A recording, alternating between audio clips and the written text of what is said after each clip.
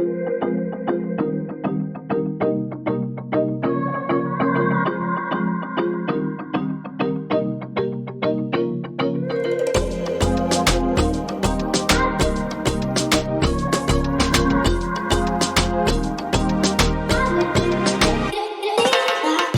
find the best we can see out there right now, which is Clean Green. And they do certify off of USDA standards for agriculture. And we went ahead and we went through the application process. We had the site visits. We ran the tests to make sure they test in different phases of growth to make sure you're not using things you're not supposed to be using. And we went ahead and we got that certification.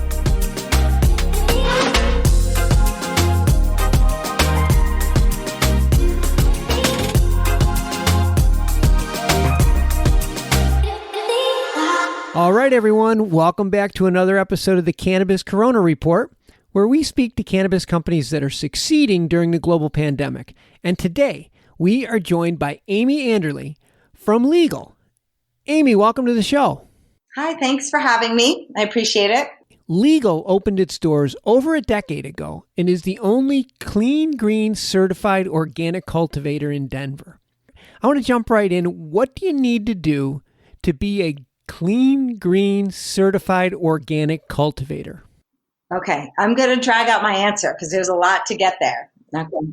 So when we opened our doors in 2010, this was like the dawn of the cannabis era in our nation, right? We were early adopters here in Colorado. And so we knew that we wanted to do something a little bit different and follow sort of our niche of how we live, which is organic and sustainable, right? But with cannabis, I think there's an assumption that it is organic just because it's a plant, right? And sustainability wasn't something that was talked about too much in 2010, 11. It was just starting. So early on, we knew that, if there was going to be a differentiator, this was going to be it, because we're a little mom and pop shop. And eventually we figured the consumers would sort of follow suit like they have with every other product on the market, right? So we wanted to sort of integrate organic growing practices in our indoor facility, which was tough, of course, but we started working with not a basement grower. Very early on, we got rid of the whole master grower idea.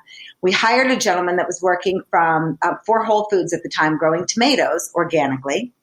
And he was from Texas A&M. He had a background. So he came to Leagle, learned how to grow cannabis. There is a small learning curve, but it's teaching a scientist one plant rather than teaching someone everything about that. So, and the tomato very much mimics cannabis in terms of strains and how they grow, et cetera. So he integrated for us initially a lot of sort of organic best practices from how we were growing, what nutrients we were using. At the time, we were mixing our own, how we were doing integrated pest management, et cetera. And so that was early on. And he then had someone else come up under him that came from a raw organic dairy farm, so knew a lot about compliance and organic as well. And for years, we sort of touted the horn of we are clean cannabis, we are organic, we are sustainable. We were integrating sustainability measures as well. But like anything out there, you shouldn't trust what I say. Just because I say, oh, this is grown organically because our grower said it's grown organically. Like there really needs to be trust but verify, a third-party certifier. So we took a look at the market to see what was going on. And at the same time we're getting these certifications, I had started a group that's now called the Cannabis Certification Council with some other colleagues of ours, which is a nonprofit that we can go into more about this. But we knew that we had to look at the certifications that existed so that our clients knew that what we said we did, we actually did. So first, we went to the city of Denver locally, and they had a sustainability certification for businesses. And we were super excited that they would verify a cannabis business, treat us like any other business, right? Restaurant, dry cleaner, the gas station, retail outlet, So we went through that process with them, and we were certified on our sustainable business practices. So we were like, great. So we got that covered. But we still need to tackle this organic side. And organic certification in cannabis is a real challenge, which is why we started this nonprofit, because there is no true cannabis certification. They're using USDA standards against cannabis for indoor, outdoor, hydroponic. There are so many different variations. But we thought, well, let's find the best we can see out there right now, which is Clean Green. And they do certify off of USDA standards for agriculture. And we went ahead and we went through the application process. We had the site visits. We ran the tests to make sure they test in different phases of growth to make sure you're not using things you're not supposed to be using. And we went ahead and we got that certification. So for us, we feel like while it maybe isn't the absolute pinnacle of the best, because I think that's for your listeners, there's so many growers out there that tell you, well, we don't have a certification because it really doesn't match up to cannabis. But it's also an excuse not to get the best thing that is available to them at that time, right? So we went ahead and got Clean Green, and we're proud to have that now. We're working on our third year running. We've had 2 years certified and completed. And what that says is that, the nutrients that we use, the pesticides that we use, the integrated pest management, everything as part of the process meets that organic criteria for USDA standards. And I know this is such a long answer, but it's really interesting because why that is a problem is that USDA standards, like, I don't smoke my strawberries, right? And I don't turn my green beans into topicals because cannabis has so many unique ways of being ingested, eaten topically, extracted, etc. It's really challenging to find where that organic standard is met in every aspect of cannabis.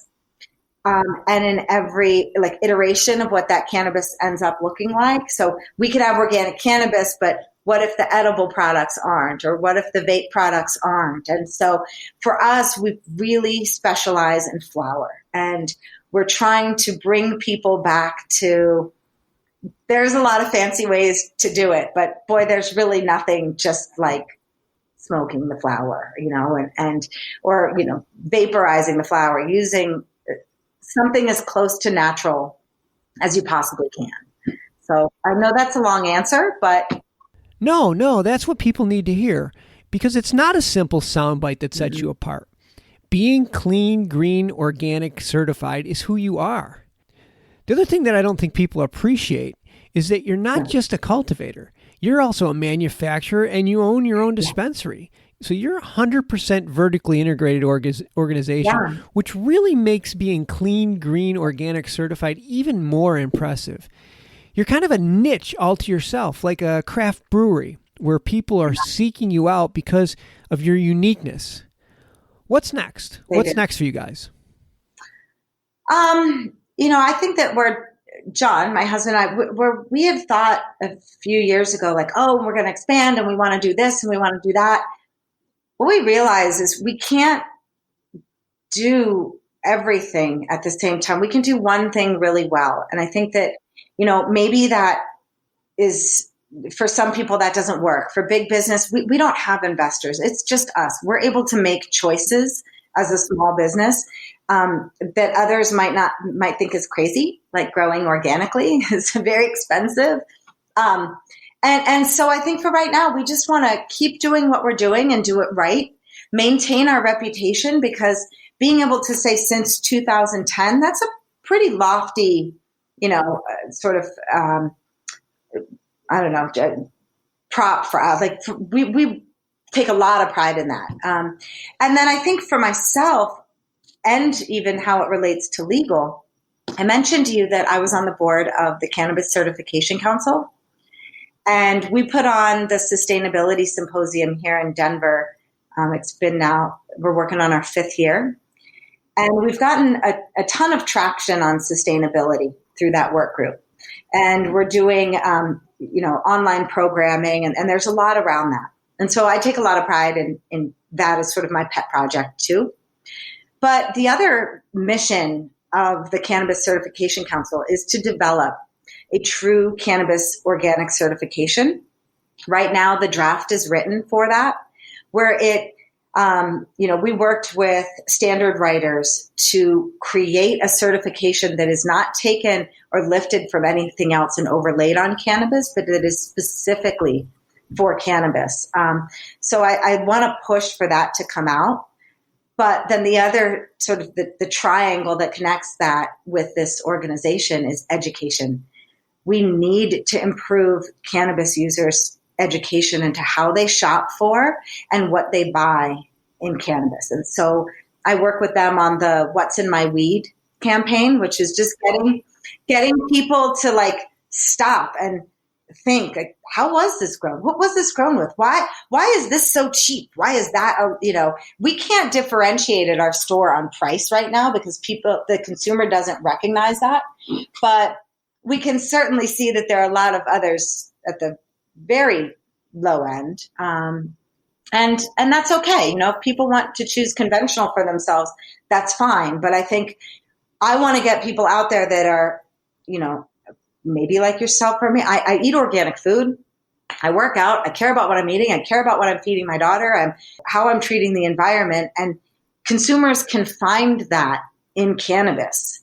But unfortunately, and it's not their fault, consumers have not had enough time to catch up with this. Like the learning curve for shopping at a dispensary, we used to just get it from whoever we got it from, and they handed us whatever bag they handed us, and we were like, thank you, here's our money. Now the consumer drives what's in the shop, and I think it's important to teach people that there can be quality. They should know where their product was grown and how it was grown. They should know how it affects them, and you and I had to learn how to shop for meat.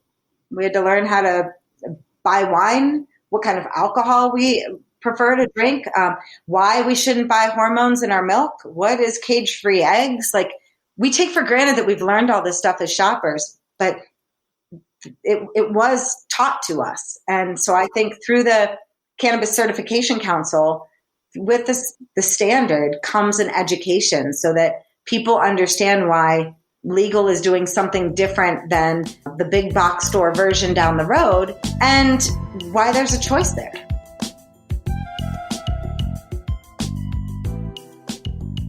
Now, unfortunately, I have to bring this interview to a close, but I have the links to Amy and Leagle in the show notes. So if anybody wants to follow up with her and speak more about this, I'm sure she'd be happy to talk to you about this. And I promise to have her back. I have like 10 questions that I didn't get a chance to ask her.